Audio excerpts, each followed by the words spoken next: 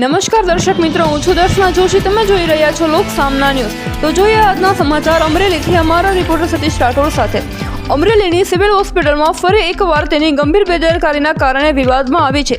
4 મહિના પહેલા પ્રસૂતિ માટે દાખલ થયેલી એક મહિલાના શરીરમાં હોસ્પિટલના સ્ટાફની બેદરકારીના કારણે ઇન્જેક્શનની સોય રહી ગઈ હોવાનો ચોંકાવનારો કિસ્સો સામે આવ્યો. અમરેલી જિલ્લાના ધારી તાલુકાના ફતેગઢ ગામના પૂર્વ સરપંચ ભરતભાઈ પરસોત્તમભાઈ મતેગઢ મીડિયા સમક્ષ આક્ષેપ કર્યો છે કે તેમની વાડીએ મજૂરી કામ કરતા એક બહેનને 4 મહિના પહેલા પ્રસૂતિ માટે અમરેલી સિવિલ હોસ્પિટલમાં દાખલ કરવામાં આવ્યા હતા.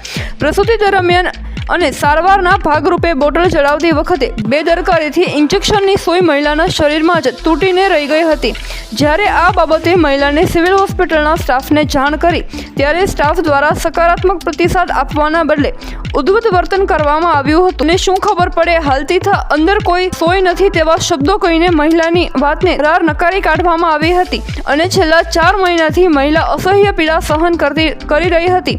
આખરે જ્યારે તેઓ ધારીની હોસ્પિટલમાં તપાસ માટે ગયા ત્યારે ત્યાંના ડોક્ટર રાઠોડે ભારે જહેમત ઉઠાવી તપાસ કરી હતી. તપાસમાં મહિલાના શરીરમાં સોય હોવાનું કન્ફર્મ થયું હતું અને સફળતાપૂર્વક આ સોયને ઓપરેશન દ્વારા બહાર કાઢવામાં આવી હતી. આ ઘટનાને પગલે સ્થાનિકોમાં સિવિલ હોસ્પિટલની કાર્યપદ્ધતિ સામે રોષ જોવા મળી રહ્યો છે. ગરીબ દર્દીઓ સાથે થતા આવા અમાનવીય વ્યવહાર અને તબીબી બેદરકારી સામે કડક પગલાં લેવા માંગ ઉઠી છે. મારું નામ ભરતભાઈ પરસોત્તમભાઈ ફતેગઢ, પૂર્વ માજી સરપંચ. મારી વાડીએ મજૂર લોકો આ કામ કરતા 4 મહિના પહેલાં એને અમરેલી સિવિલ હોસ્પિટલમાં ડિલિવરી છે તે સમયે દાખલ કરવામાં આવ્યા. ત્યારબાદ એને બાજે બાટલા ચડાવવામાં આવ્યા. એને સરકારી સિવિલ હોસ્પિટલની બેદરકારીને કારણે અંદર સોય રહી ગયેલી છે. જો આ ધારી અમે સિવિલમાં બતાડતા રાઠોડ સાહેબે પૂરી મહેનત કામગીરી સારી કરી અને આ બેનને 4 મહિનાથી અંદર સોય હતી. આ બેનને દુખાવો થતાં અમે ધારી આવ્યા, ધારી તપાસ કરાવી. રાઠોડ સાહેબે પૂરી મહેનતથી કામકાજ સારી કરી અને આ બેનને સોય 4 મહિનાથી શરીરની અંદરથી કાઢેલ છે. સિવિલમાં જાણ કરી કે બેન અમને આમાં સોય રહી ગઈ છે. તો એ બેનને એવો જવાબ આપ્યો કે તને શું ખબર પડે, હાલતી થાય એ કે સોય અંદર ન હોય એ કે. જો આ રાઠોડ સાહેબે 4 મહિનાની અંદર રહેલી સોય બહાર કાઢી.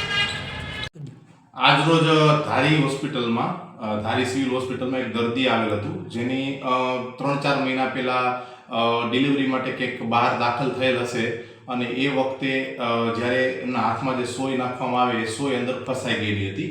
પ્લાસ્ટિકની સોય હોય. જે દર્દીને છેલ્લા 3-4 દિવસથી વધારે દુખતું હતું એટલે આપણી પાસે અહીંયા બતાવવા માટે આવેલ અને એ વખતે આપણે નિદાન કર્યું કે અંદર પ્લાસ્ટિકની સોય એટલે કે ફોરેન બોડી છે, એ ફોરેન બોડીને કાઢવી પડે.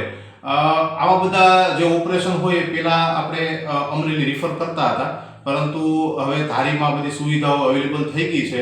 તો હવે આવા નાના મોટા ઓપરેશનો એ કરી અને આપણે અહીંયા જ દર્દીને સારવાર આપી, અહીંયા દર્દીનું નાનકડું ઓપરેશન કરી અને એ જે ફોરેન બોડી એટલે કે પ્લાસ્ટિકની સોય અંદર ફસાયેલી હતી એ કાઢી આપી છે અને દર્દીની તબિયત અત્યારે એકદમ તંદુરસ્ત છે અને દર્દીને રજા પણ આપી દીધેલી છે. તો ફરી મળીશું એક નવા સમાચાર સાથે. ત્યાં સુધી જોતા રહો લોક સામના ન્યૂઝ.